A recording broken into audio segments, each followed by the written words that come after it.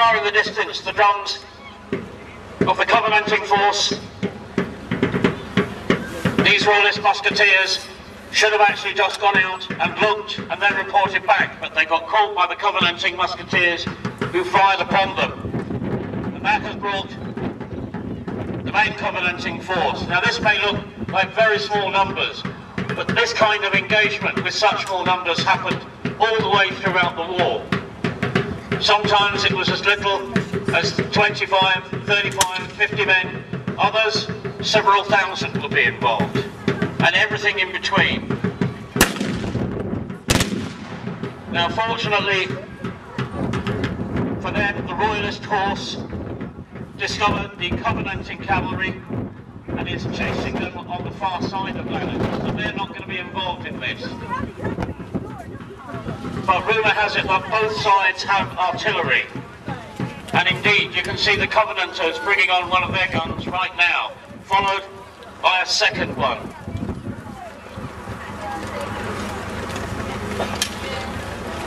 Now, there was occasion in Scotland to employ mercenary gunners.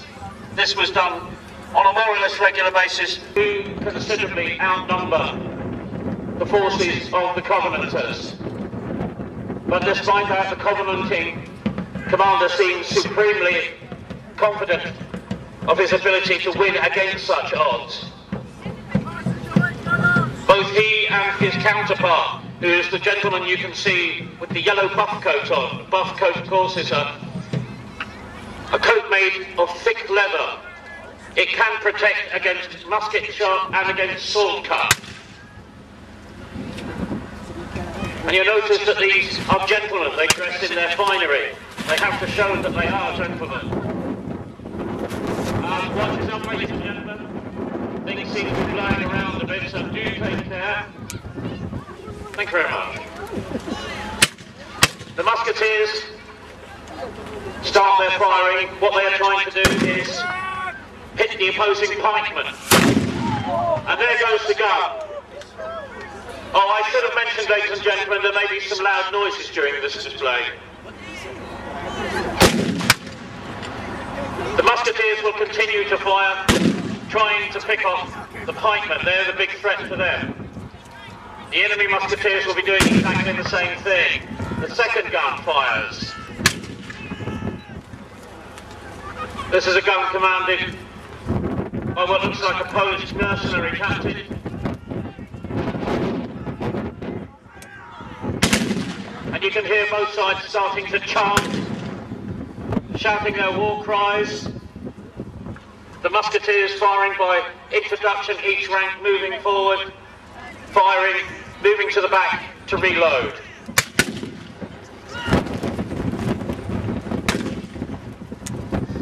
And this kind of desultory fire would go on for some time.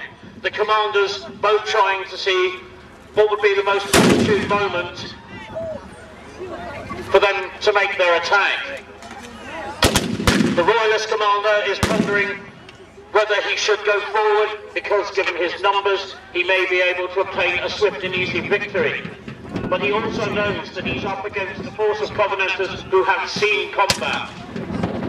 And his men, some of them are still green. Some of them are still learning to use the pike, some still trying to use the musket. And the Covenanter commander, the captain, has decided to force the issue, and he is advancing his pike block forward. You notice how the pikes are straight up at the moment at the advance. Now the pike heads come down, the pikes are pointed at the charge position, and they're going to go straight into the faces and the unprotected throats of the men opposite them. The musketeers will continue to fire, and the artillery will continue to fire. The pikemen very carefully trying not to be skewered by the ends of those pikes. The musketeers firing, and the pikemen waiting to see what will happen. Will one side charge forward? Again the big guns firing, the Royalist big gun about to fire. And there it goes. Now of course the Royalists only have one artillery piece against the two that the Covenanting captain has. This may throw things in his favour.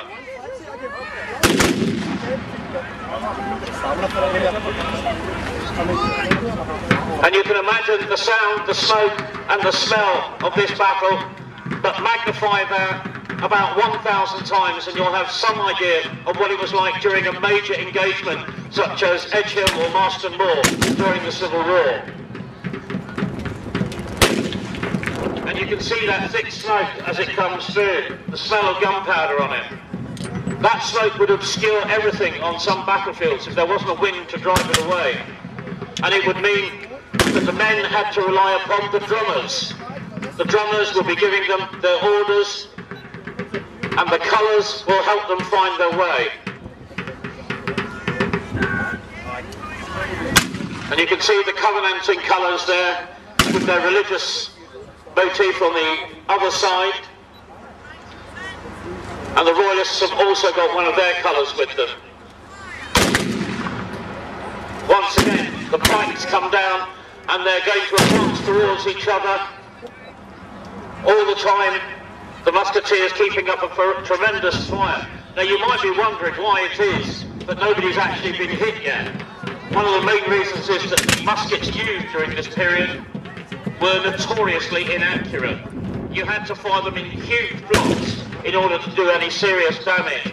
And now you can see the pikemen fighting. What's happened is they have pushed the pike points out of the way. Once they get past that pike point, the pike becomes useless. And there'll be men in the centre of that, and they'll all be using short swords or dirks and daggers to try and stab underneath the breastplates of the opposing force. The Royalist commander, looking at the field, he must be wondering what is driving this Covenanter. He, of course, has a great deal to lose if he loses here this day. The Covenanters are not known for being merciful to their enemies. These are vicious hard times in Scotland, and the war here is far more brutal than it was further south in England. And a musketeer has been hit, but he's okay, but a pikeman has been hit and he is down, he's dead. Now this will possibly affect what is happening here. He's only wounded, so he's been told to get to his feet by the sergeant. And you can hear the drummers beating up. And that's encouraging the men as they go in, saying to advance. And once again, the pikes have gone in. The officers encouraging them, waiting there with their swords, so if anybody breaks and runs, he can be cut down for being a coward.